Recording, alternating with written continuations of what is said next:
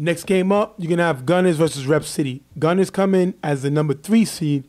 Rep City comes in as the number 2 seed. This game was, I wouldn't say close. It was close in the beginning last time they played during the season. Rep City came away with the win, but Gunners had 6 guys, and they kept it close, ended up losing by 2 touchdowns. But they kept it close, so they feel this game coming in that they can beat this team. And, of course, by, that going just by that game, they're going to feel like they can beat this team. But unfortunately for them, this time the whole Rep City team will show up. Travis came towards the second half, and Nick came during the second half. Everybody was able to make it there, so all their star players are there. They're ready to move through the playoffs. They're ready for this game. Well, we're going to jump right in the game. Gunners going to go with 2 short passes, but can't get anything else. During the punt, Rel gets the ball, pitches to the D-boy, who shakes one guy, runs down the sideline for a huge gain all the way to the 15-yard line. Hood is going to get nice blocking, runs it in for a touchdown. Rel gets the extra point, 7-0, Rep City, starting early. Vaughn is going to get the ball back. He's going to throw a short pass to Donovan for the first down. That's going to take us all the way to 3rd down, 3rd and long. Vaughn is going to throw it up to Donovan on the sideline, but it's going to be picked off by D-boy, giving the ball back to Rep City, and Vaughn struggled.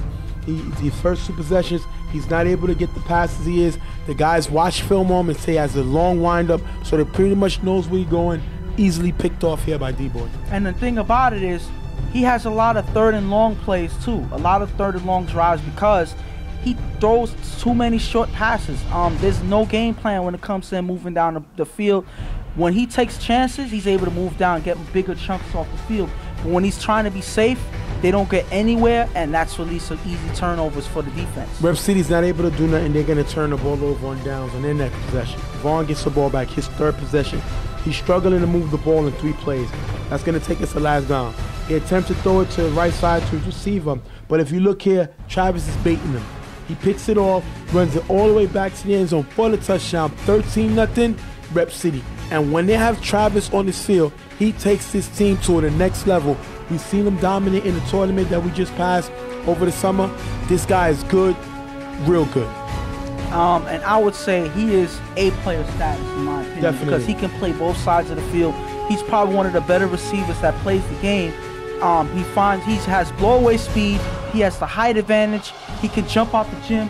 What can you say that you can't say about this guy? He can do everything. The thing about it is he just gets on the field in his drive and he's able to make a pick 6 happen right off the bat. This guy's talented and they take a bigger lead because of it. Vaughn gets the ball back. This is his 4th possession. He's going to throw deep to Caesar, who has a step on his man, but that pass is going to be overthrown. Then you can see Vaughn gets blitzed and sacked by Meach, forcing the Gunners to have to punt. That's 4 straight possessions they got the ball, and Vaughn is not able to do anything with it.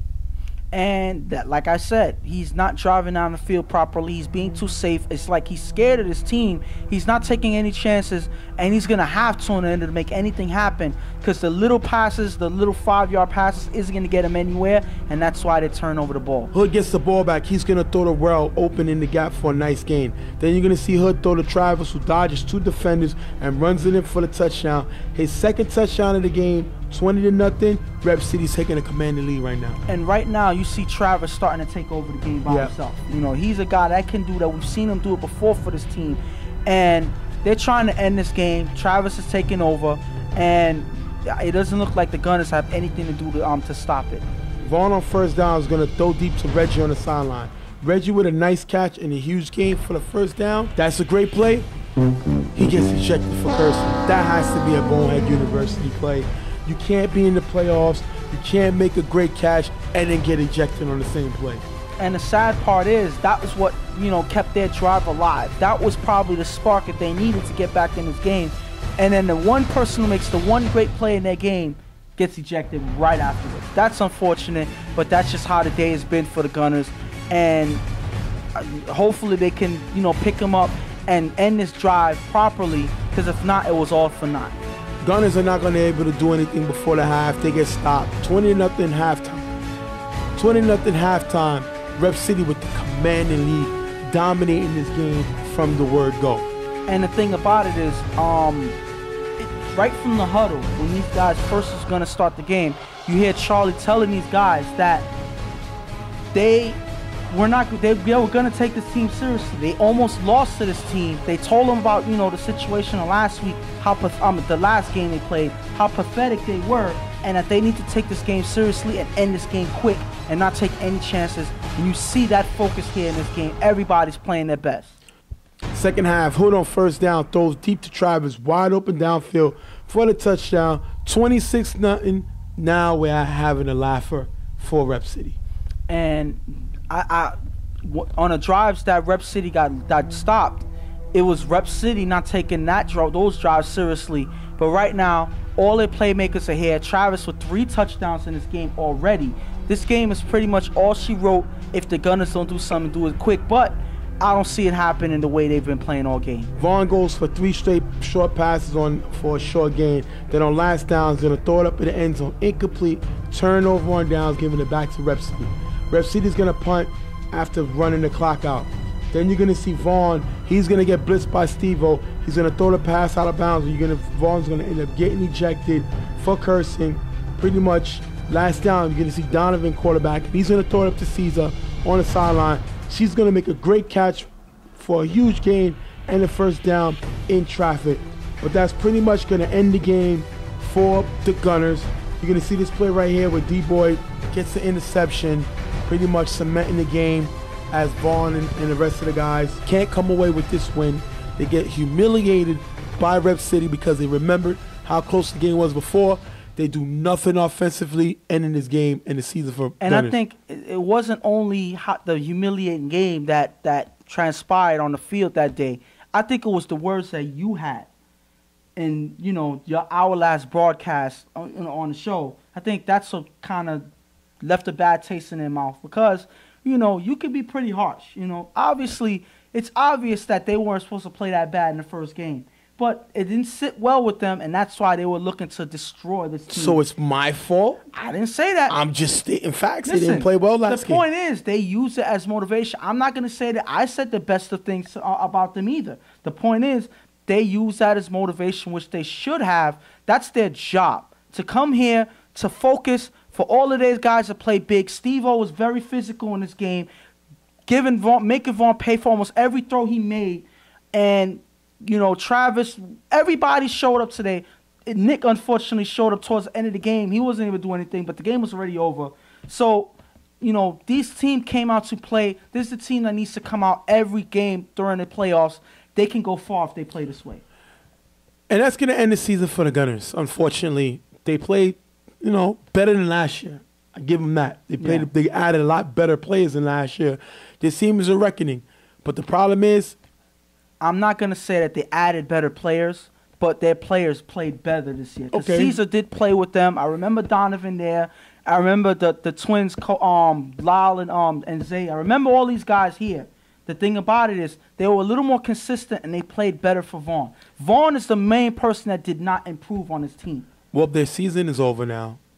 And I think they team R&R or they team off-season, Vaughn has to go to the drawing board already and studies a quarterback manual because he has a slow wind-up, Tim Tebow-style wind-up. He doesn't have the best arm in the world. He has a surprising arm strength, but he's not accurate at all. And his slow wind-up kills him. And it's only going to be a matter of time before this team quits on him. But I'm not even going to say that that's the main reason why he's unsuccessful. I mean, there's a lot of times where he surprises his own team with certain decisions he makes. Sometimes he'll just toss out a handoff to somebody without even them noticing what's going on. They can't block. They can't protect the person running the ball. So there's a lot of these plays fail because Vaughn has no game plan for it, and he doesn't prepare his team for it. There's no huddles. There's no structure. There's no nothing. So in all honesty, he needs to go back to quarterback school. He needs to sit in that table and be trained as a quarterback, as it's a college course, you know, with the professor showing him what to do. Video, all of that. He needs all of that in order to improve. And let's hope it works next season because they definitely have a young team. The question is Vaughn the one holding them back? We're going to have to see next season. Rep City with the win, they move on. They're going to face YMM in the next round. That's going to be a good one. We'll be right back. Real Tough Talk.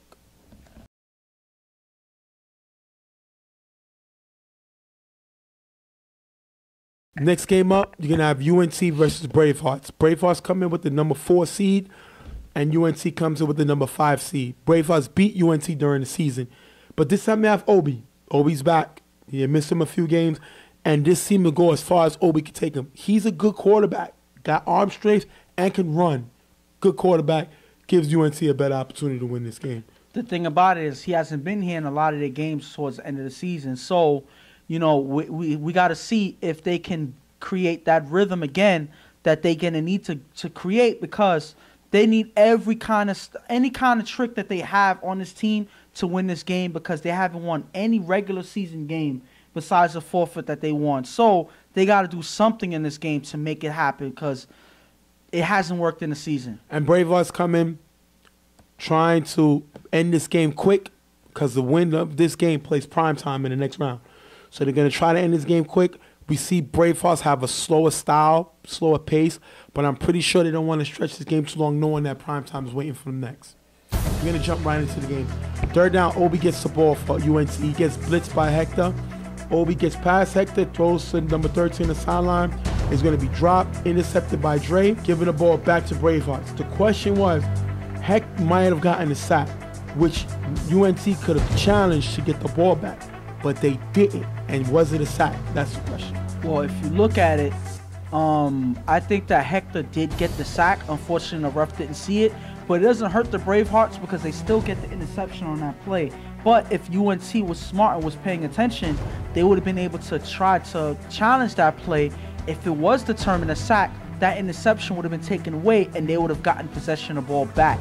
So that's something about the coaching or the captains paying attention to the game, because they had a tool to use and they didn't really use it at that time. That was an opportunity missed. But the focus of that was a drop.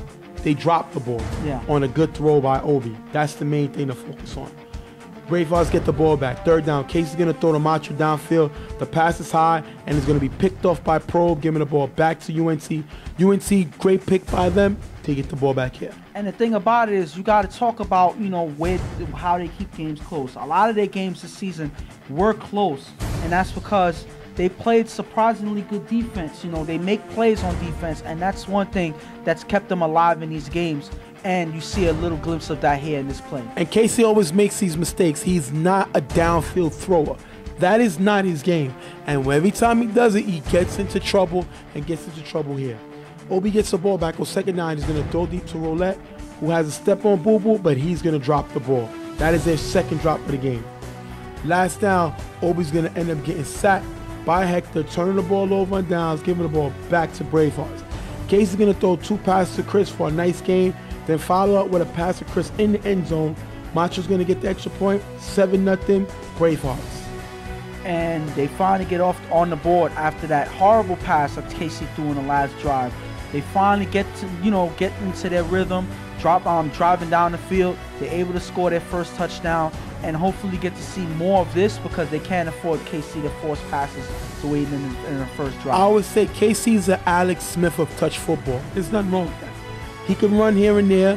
He has a nice short game, and you got to keep it like that. Mistake-free football is when he's most dangerous. Bravehearts go onside before UNC can even react, and the cameraman was even off guard because of the onside. Great play by Bravehearts. They get the ball back. Casey's going to throw the Dre in the middle for a nice gain. On last down, Casey's going to throw the Macho in the corner end zone. The ball is caught, but the refs say the ball did not cross the plane, and the play is going to be challenged, but the call is going to stand, turnover on downs. What do you think? Well, the way... Or was it enough evidence to call it? I don't think it was enough evidence to, overturn the play, because as you can see, the cone or the pylon where we would measure if he's inside or out is being, obstructed by, the ref that was on the field. So you couldn't see the pylons to see exactly where Macho, was positioned and where the ball was in order for it to cross the plane or not. So it was inconclusive, and unfortunately for them, the call stands. 7-0 Bravehearts. Obi gets the ball back. He's going to throw deep to Probe, but that one is going to be dropped, forcing UNC to punt. That is the third drop of the game for UNC. After getting the first down, Casey throws a Hector on the sideline for a decent game. Bravehearts can't score before the half. That's going to take it to halftime. 7-0 Bravehearts with the lead. I think that they would like to have scored more points, but this is their style. They're not a high-powered offense. They take the 7-0 lead going into halftime. And UNT, too many drops. Can't win if you drop the ball. 3 big drops on 3 of their first-time possessions, and you can't do that if you want to win in the playoffs. Second half, Casey throws to Chris, who's going to make a nice catch and get the first down. Casey then throws an Angel on the sideline, who dodges Obi, runs all the way in the end zone for the touchdown, 13-0. And the question is, what was Angel doing on this celebration? I think that was probably the dap. I don't know, because that was the worst dap I've ever seen. I don't know what he was trying. Let's not try that again, because that was horrible. I've never seen a dap that horrible. And he needs to watch TV. He needs to watch some of these games where these guys To learn how to dab. Yeah, you gotta learn how to dab. Please do it properly. Don't insult the move. Don't insult the celebration. It was horrible. It was like a paper, like a cardboard box doing it would have been more effective, I would say. It was horrible. After getting the first down, UNT drives down the field in 3 plays. Last down, 4 rush. Obi rolls to his left, throws the wheel in the end zone. That one is going to be dropped. Turnover on downs. Their 4th drop on their 4th possession. Terrible offense today. Drop passes led to turnovers. That's pretty much the story of UNT in this game. And that's killing them all the way up to the end of the game. Because their game is still close, but because of all of these drops, that's why they're behind in this game. And that's incredible that they haven't scored at this point. Next drive, Bravehearts going to turn the ball over on downs, giving it back to UNT. Obi gets blitzed by Steve, throws deep to Probe with Buddy on him.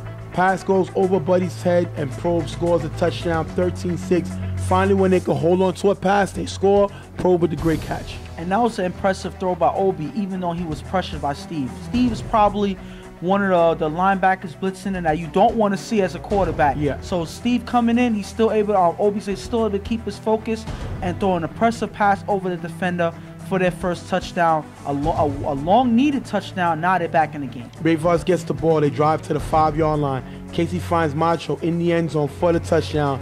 Troy gets the extra point. That puts them further ahead, 20-6, Bravehearts. And now they're pretty much taking over the game at this point. UNC can't do anything to stop them right now. That's not as down 2 scores. They have to do something, UNT, in order to keep up in this game.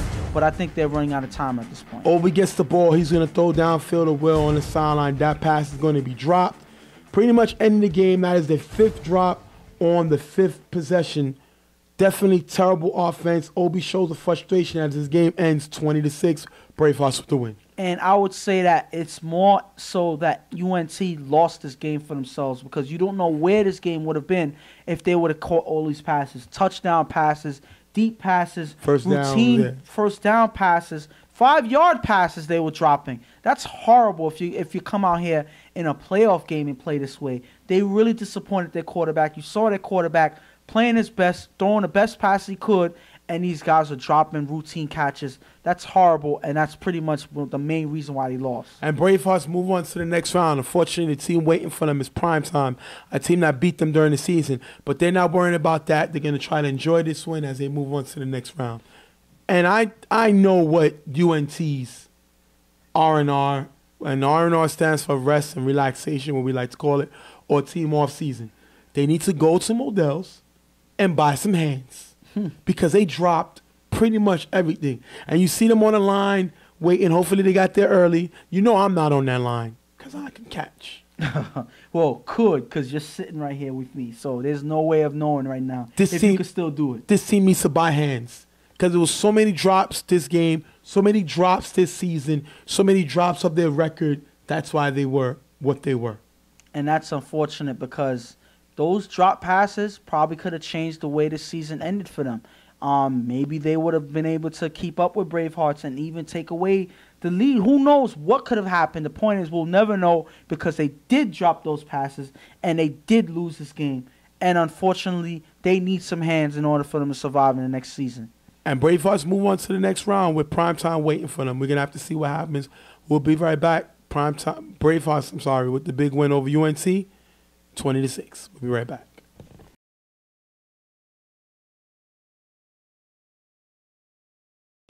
Next game up, Primetime versus Bravehearts. Primetime comes in at the #1 seed with a league best record, 9-0, undefeated.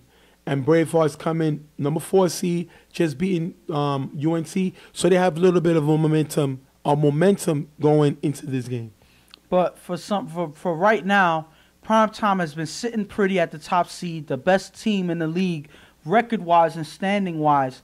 They have probably the best offense in this league as well, only being challenged by IOD. But they have been lights out. I haven't seen any defense that was able to slow them down all the way to the end of the game. They had a close game with Carver, but their usual guys are what made things happen, and even in that game. So they haven't been slowed down. Is this the game that, Bravehearts, with nothing to lose, can they make something happen to slow down this Primetime offense? We're going to have to see what happens. Casey gets the ball. He's going to throw short to Chris for a first down, but it's going to be dropped, and Chris gets flagged for cursing. Next play, Casey throws to Chris in the middle for a nice gain. After getting the first down, Casey gets blitzed and sacked by Pratt. Definitely great play by Pratt. They got him back now. Pratt is the guy who made the All-Star team. He's the guy nobody really talks about, but he does all the little things in order to help this defense out. Makes a great sack here.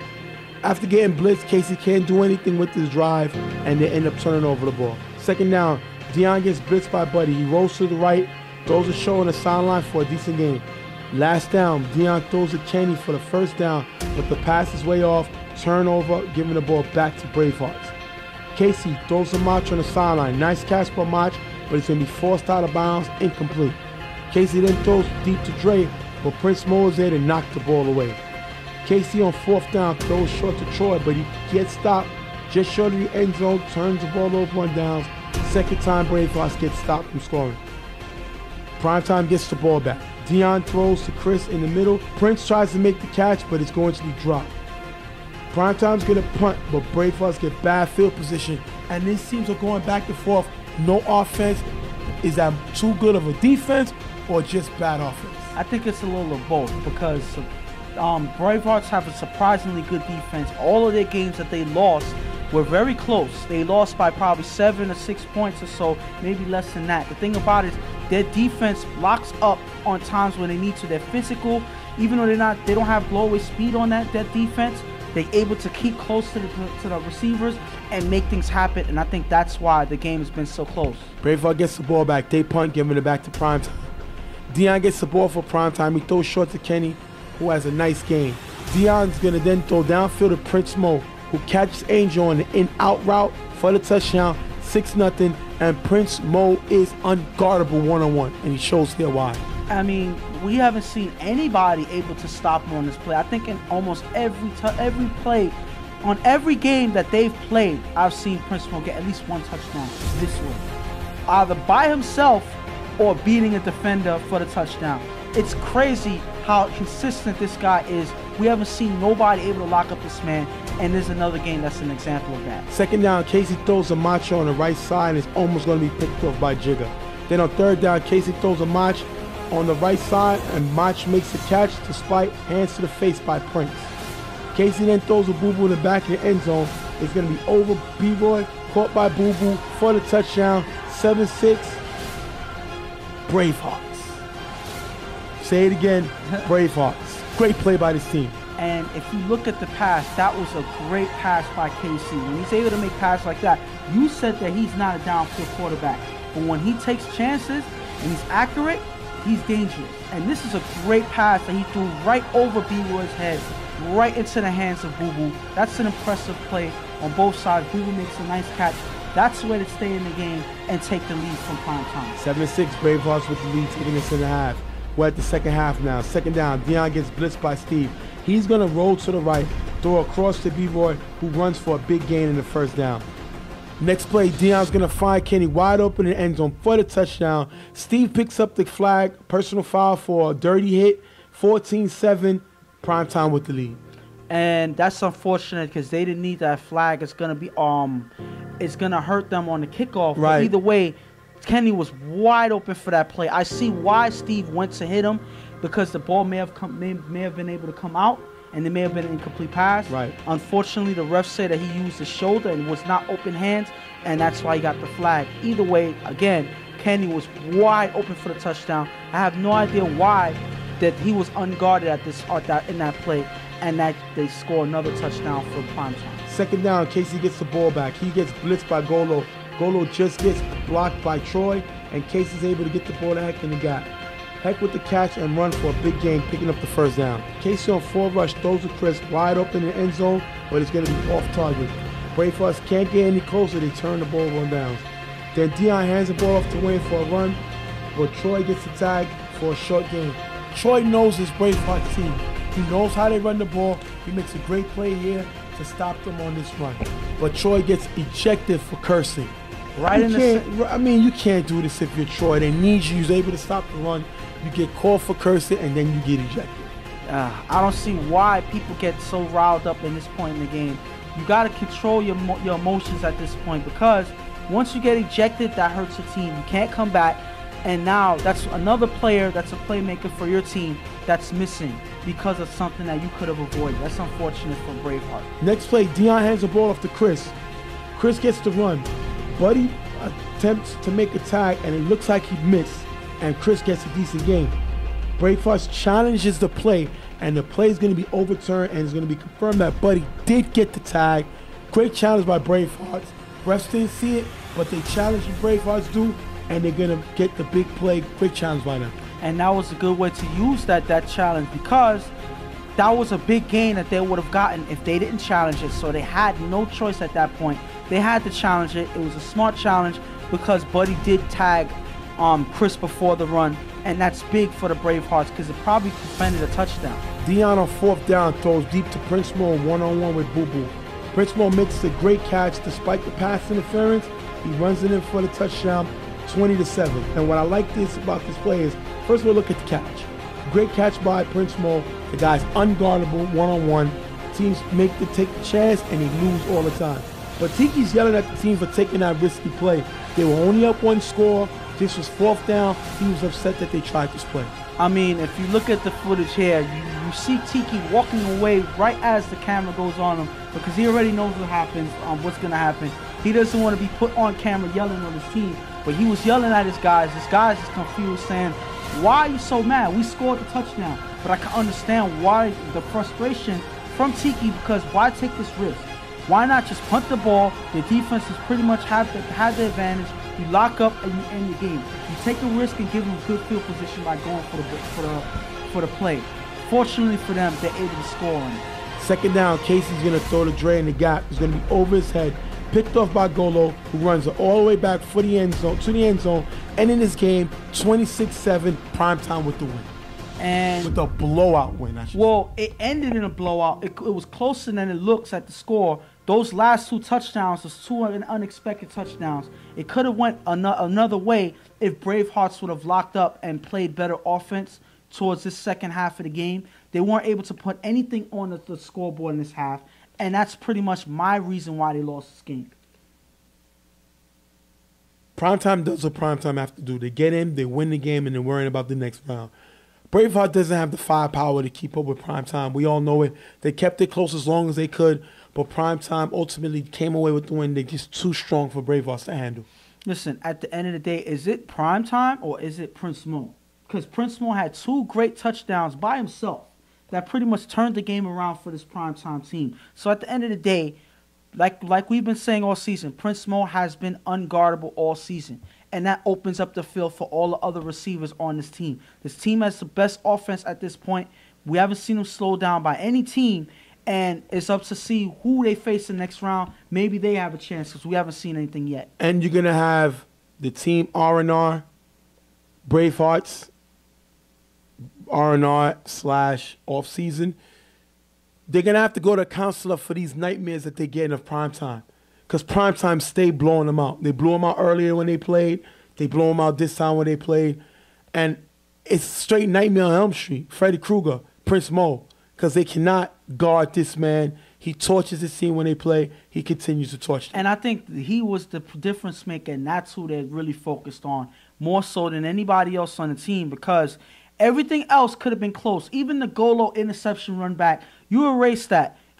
Maybe that would have never happened. Who knows? The point is, the 2 touchdowns by Prince Mo was so simple for prime time that even though Tiki was mad that they even took that chance in the second one, Dion knew one-on-one with Prince Mo, who's guarding him? Why not take the chance? He's been lucky. He's been successful most of the season. Why not go for it again? And they having nightmares of this guy. They can't stop him. They can't stop this primetime team. And that's going to end the season for Bravehearts. Primetime moves on to the next round. And we're going to have to see who they play between Getters and Violators. We're going to be right back. Real Tough Talk.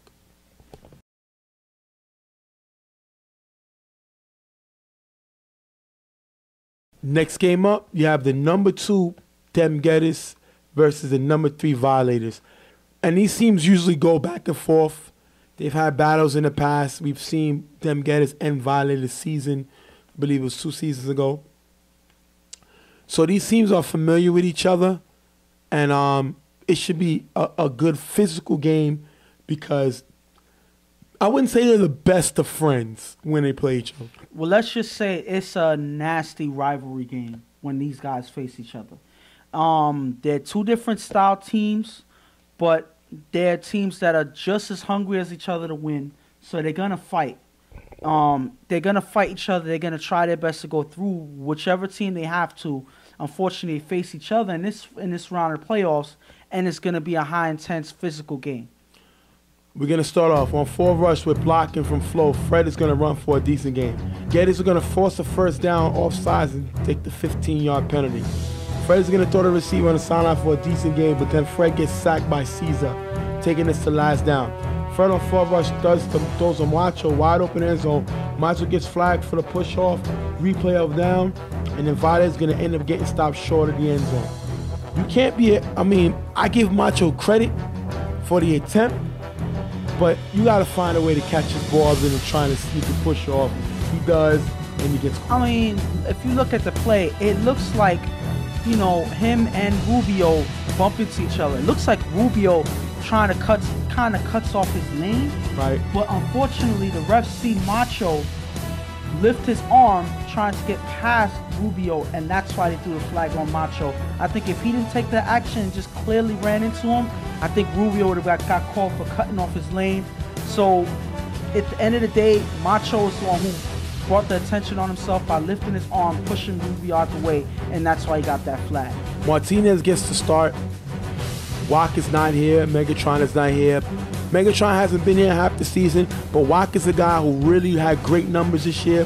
He was taken off of the All-Star team because he didn't have enough games in. They figured he wasn't qualified enough. And I think it's because, without him, Martinez is not on his level. We're going to have to see how Martinez do. Third down, Martinez gets blitzed by Flo and throws to Holloway in the middle, but it's going to be picked off by Macho. Macho gives the ball back to Valdez, and Macho has to be an MVP candidate. This guy turned his game around this season, been very dominant on both sides of the ball, gets a big kickoff here. And he's been pretty much one of the main reasons for the turnaround season. Yeah. They started horrible at 0-4, I believe. They lost their first 4 games in a row, and they end up winning, I think, 3 or 4 games in a row, turning around this season, and ending the season 4-4-2. So that's all because of Macho's play on both sides of the field. This is a hint to that here with this play here. Fred on 4 rush scrambles and with a blocker, but still gets sacked by Caesar. Caesar's second sack of the day. On 3rd down, Fred is going to get blitzed and forced to run for a little gain. Vade is going to end up punting. 2nd down, Martinez throws Los in the gap for a nice gain. Then Martinez gets blitzed by Rob and throws Rubio on the sideline for a short gain. Light is flagged for unsportsmanlike conduct and gets ejected. Light may be suspended. He's suspended for the season, the rest of this playoff run, and he may be out a few games next year. I'm hearing that the team was appealing this suspension for next year, but that because Light has a reputation of being an offender may cost them more games next season because it's going to go to the board. And the sad part is this is not his first this is not his first situation in this league where he does a dirty hit. He's known by the refs as a dirty player, and that's unfortunate for a team that needs you out there. He hurts them just as much as he helps them. And it takes away from his good play because he's a decent player. Yes. When he plays in control. Yes, but unfortunately these last couple seasons he's earned a bad reputation that pretty much hurts his team and hurts his seasons when he plays. It may hurt him next year. Martinez gets the ball, 2 short passes for a nice game. Then Martinez on 4 rush and pressure from Sean is forced to run for a short game. He's pressured on last down, the pass incomplete, turnover on downs, giving it back to Violators, zip. Fred gets the ball back. He's going to get blitzed and throw a pass to Ed in the middle for a nice game. Then you're going to see Fred throw deep to Bop. With Chris guarding him, Bop still makes the catch in the back of the end zone for the touchdown. 6-9 taking us into half, and with Bop healthy, Fred has another weapon. He used that weapon now, 6-0. And that's a great pass by Fred, getting right past Chris. Chris was there, but he's able to still be on target and find Bop in the back of the end zone. The thing about it is, if you look at this play with Chris, it looks like he lost the ball when he was trying to knock it down, and that's unfortunate for them because that led to a touchdown for Violators. Second half, you're going to have Martinez get the ball. He's going to throw the pass in the middle. It's going to be picked off by Rob, who runs it all the way back to the 7-yard line. Rob is a physical player. I like his style. He's really known as a blitzer, a guy who gets hit, but he makes an interception here, showing the ability to move all around the field. And it was a really nice interception. Martinez didn't see him coming at all. He pretty much snatched the ball from the receiver there and just takes off with it. That's an impressive defensive play by Rob. Fred uses that to an advantage because then he finds Bop cutting in the end zone for the touchdown. And the question is, well, they go up 12-0. The question is, why are they going man in the red zone? I don't understand. I've been saying this all season, no matter what team plays. When they play a man in the red zone, all they do is give the receiver an advantage. All they have to do is do one quick move and they're open. It doesn't make any sense to play man-on-man coverage in the zone. In the end zone, because that's why it kills you every single time, and the Violators make them pay for it. 12-0 Violators with the lead. Hollywood benches Martinez. He puts in another quarterback. The problem is the quarterback hands the ball to Sean. You know what that means? Interception. Exactly. Giving Violators back the ball. I don't know why would you take Martinez out at this point. It's 12-0. You game plan for Martinez. You expected Martinez to throw. And this is a bad call by Hollywood. I would let Martinez. And not only that, even if you're transitioning, making another quarterback come in the game, you got to inform him of what's going on in the game, because obviously he's coming in fresh. He doesn't know what's going on. And Sean has done this before. Trick a quarterback into giving him the ball. He does it here. You see the guys going nuts, and them getters arguing the play, saying that shouldn't count. But obviously we've been talking about that all season. When that happens with the quarterback, that is a clear interception that gives the ball back to the opposition, and that's what happens here. Fred is going to get the ball back. He's going to find Bop cutting in the end zone for the touchdown. 18-0 Violators with the commanding lead. And right now it seems like Bop is the main target for Fred in this game. And all you've been hearing is Bop for the touchdown, Bop for the touchdown, Bop for the touchdown. Unfortunately, that was set up by the getters giving away the ball. Yep. So now they're just adding to Bop's stats in this point. The only saving grace is that this is the playoffs and his stats aren't stacked up at this point, but they're helping him out there. Quarterback gets the ball, and with pressure from Sean, gets the pass off before being hit by Sean, and is caught by Chris at the 15-yard line. After a pass interference play by Macho, takes us to last down for getters. They're going to try to get the pass to Rubio in the end zone, incomplete. Ending the game, 18-0 Violators with the win. And that was the Violators losing the motivation towards in the beginning of the game. There was a lot of animosity from both teams. There was issues about, what jerseys guys was wearing. There's a lot of different things that was going on in the field. The Violators took that as ammunition to make this Getters team pay for it. I guess in their own minds, the Getters actually upset them in the middle of the game, and they took it to their advantage because they took over this game in the second half. And that's going to end the season for them Getters. And their team R&R, or their off-season, has to be this team taking a visit to Insane Asylum. Them taking a visit to the Insane Asylum, because this team is going to go crazy. They never get over the hump. They're still searching for their first championship. They went to the Final Four about 2 seasons ago with us. This team is going to kill themselves sooner or later. They lost to 7-1-8. They lost here. They lost in Friday Night Lights. This team can't seem to get over the hump to get their first championship. They take another loss this season. I mean, there's a lot of things that needs to happen in that insane asylum. And maybe there's experiments going on in that insane asylum. Maybe there's a lot of human experimentation. Maybe they're doing cloning. They would need another clone of Megatron out there because the original Megatron does not show up in playoff games. And that's hurt them the last couple of seasons. Wack hasn't showed up neither. Maybe they need to make another Wack. Who knows? Maybe they need to improve him, augment him. Who knows? The point is, they need something to happen in this insane asylum. Maybe they need to get their sanity back. Maybe they need some human experimentation on the side. Who knows? The thing about it is, I don't know. How? I could come out of retirement. That'll be worse for them. What? That'll be worse. They probably will not even make the playoffs with you quarterback, with you playing. But all the teams make the playoffs. That's the problem. Wow. I can help this team. Let me coach and be a player and the quarterback and the punt returner. Stay a referee. Stay here in this table and in this announce table with me here because that's the farthest they're going to go. Violators move on to play primetime. That's going to be an interesting matchup. Primetime beat them during the season. But this is going to be an interesting matchup because now they got MVP candidate in Prince Mo, MVP candidate in Macho playing against each other. And you may see times when Macho guarding Prince Mo. Yeah. So that's going to be an interesting matchup. But I'm going to say this. The Violators at this point are a very dangerous team to play in the playoffs because anything can happen with this Violators team. They are a good team, regardless of what the record says. They are a championship caliber team. Regardless of all the guys they lost in the offseason, they can still make things happen, and it can go either way, whatever game they play. They're a dangerous team no matter how you look at it. Yeah, but you lose light, which hurts your secondary. That does hurt them, yeah. And this was a time where Herbie and Dre would step up from last season. Herbie's hurt, Dre's not here. So now you got to go up against an offense with Deion The throwing. only issue I see in this game is I do not see anybody on this Violators team that can guard Prince Mo. I don't see it.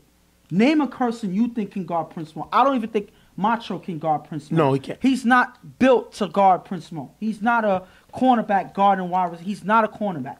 So at the end of the day, that's going to be the main problem that this Violators team have facing the prime time. We're going to have to see what happens. We're going to wrap this game up for 18-0 Violators and them get a season and move on to the next round. We'll be right back. Real Tough Talk.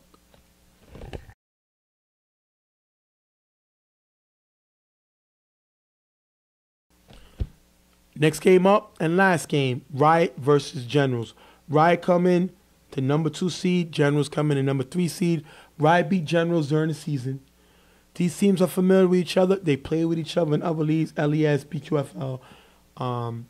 It's going to be an interesting game. We're going to give, our love and our prayers to Julio, wide receiver for Generals. His mom passed away. And that couldn't hurt and devastate anybody. His mother was only, I believe, 42 years old. And that's devastating for anybody. I don't know how he played, but he tried. He said he's going to play for his mom and give everything he can. I remember in the beginning of the season, he told me, Jay, I'm going to win an award for my mom. And that's going to help her, fight this battle with cancer. Unfortunately, she lost the fight. But she left behind a great son. He's a proud brother of the UFL. This guy, we love him, and we feel his pain for him. Our heart goes out to him and his family at this tragic time for them. And same here. My prayers, love goes out to this guy. I mean, he's a good guy. Got to know him a few years back. Learned a lot about him. We spoke about him last season, I think, or early in the year. He has a young boy. He's a father himself now. So to lose a parent, I feel that that's going to make him be a better parent himself. So all our prayers to him. Hopefully he gets through this trying time, and we're here for you, man. Beyond this game, we're here for you. Hopefully things get better for you at this time. We're going to have the guys saying a prayer for him. Like I said, these guys all play with him. He was teammates to Riot Squad players, obviously teammates to Generals. And he's going to play with it every heart, but unfortunately we have to play the game. So we're going to jump right into the game. Generals have 3 ugly plays after getting the first down, and Generals going to end up turning over the ball. Second down on 4 rush, Rudy's going to run for a nice game. Then Rudy's going to throw a shot to JP. The ball's going to be dropped. Riot's going to end up having to punt the ball. Spaz gets the ball back. He's going to throw it to number 40, runs for a decent game. Last down, Spaz throws a shot in the gap for the first down, and it's dropped. Turnover on downs. We see Spaz getting the ball to Shaw. He drops the ball. Rudy getting the ball to JP. He drops the ball. These offenses are letting their quarterbacks down. And right now, I don't know. It seems like it's been a recurring theme of guys dropping the ball. Yeah. And it hasn't only happened in this game. Right now, it's fallen over into this game, and now you're seeing the star players of both teams dropping passes that you never see them drop. So this is unfortunate. This may end up being an ugly game if this happens throughout this game. Third down, Rudy gets blitzed by Izzy, who's going to throw the Smikes on the side for a decent game. That's going to take us to the last down. Rudy's going to throw the Tone in the middle of the end zone, but it's going to be dropped. Turnover on downs, another drop for this Riot Squad. Next drive, Spaz is struggling to move the ball on this strong defense. Then Spaz is going to throw deep on the last down. The shot is going to be incomplete. Turnover on downs, giving it back to Riot Squad. Rudy gets the ball back with blocking, runs for a nice gain. Then you're going to see Rudy throw the Smikes open in the back of the end zone for the touchdown. 7-0. And if you look here, there was no communication by the defense on this general scene.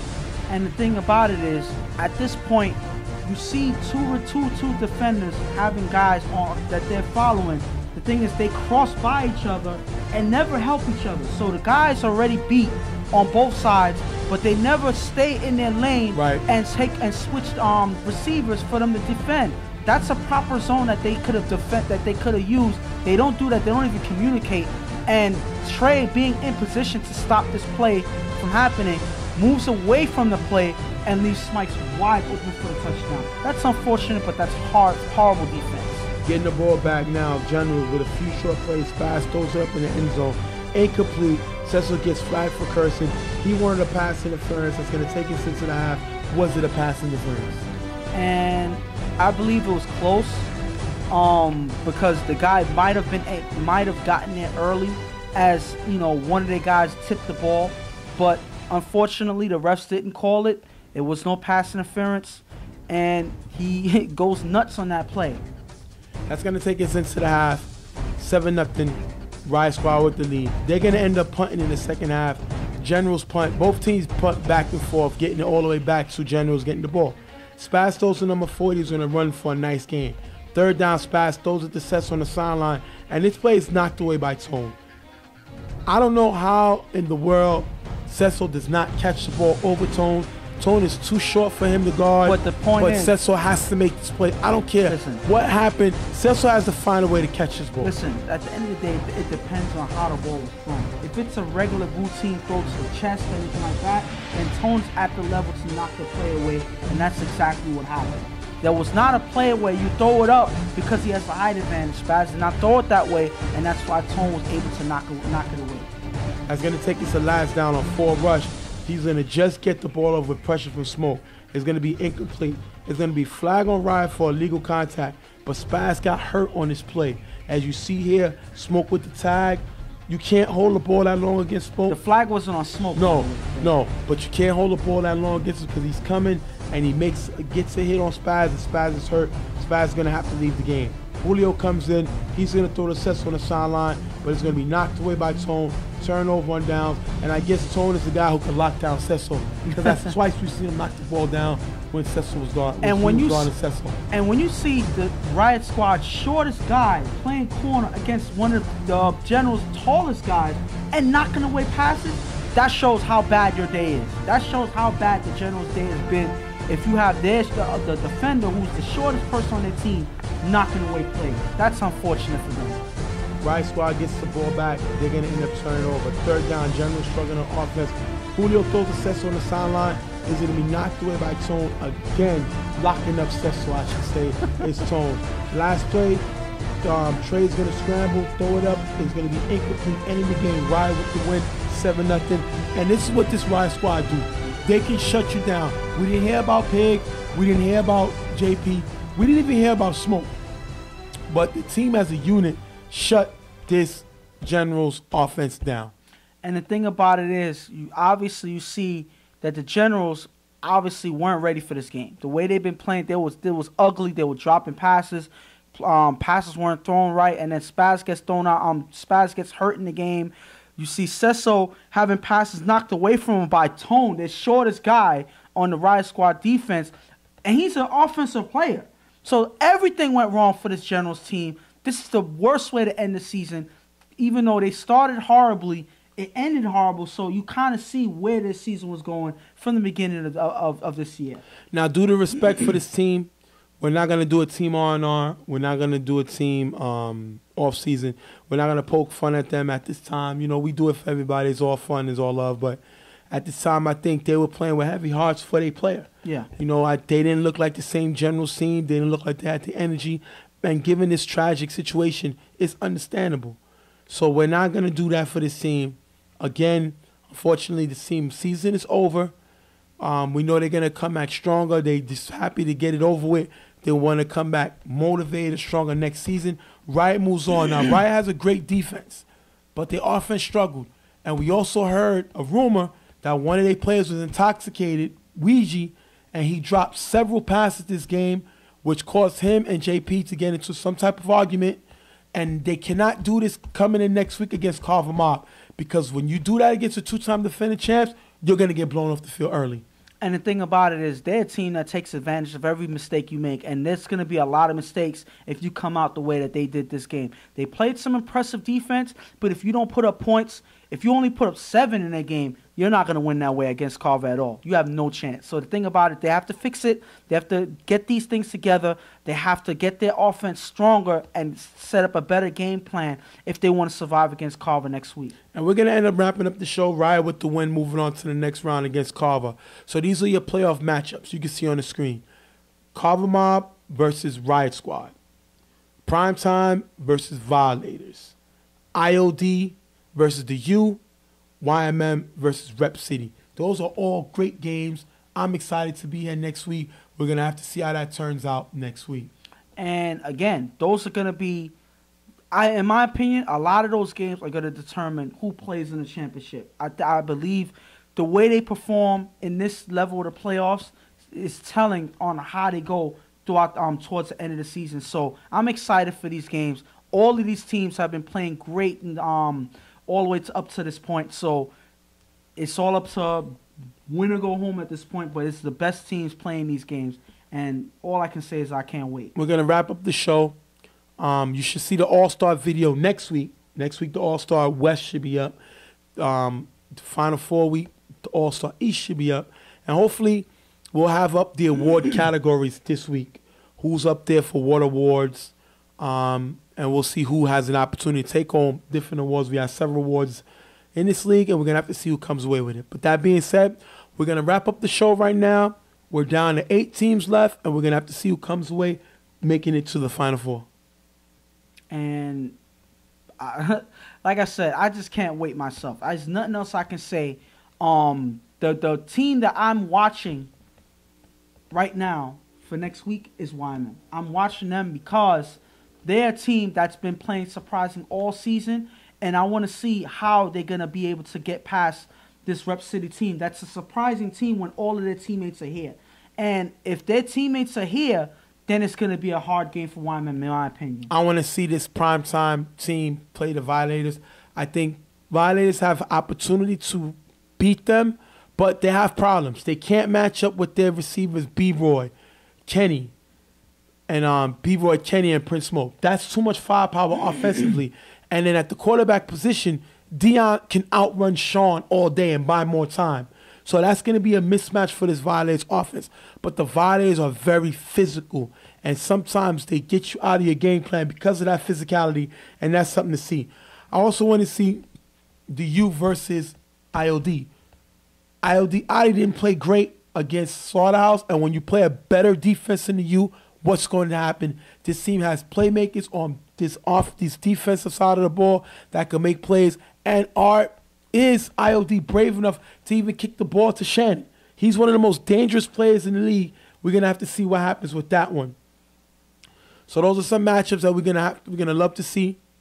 We're going to wrap up the show. We're going to also hopefully show you the award winners categories. But another one I want to talk about real quick, not to jump off but jump back on, Riot Squad. They're unable to score offensively. What happens if you have a shootout versus Carver? Chuck puts up at least 20, 30 points a game. Yeah.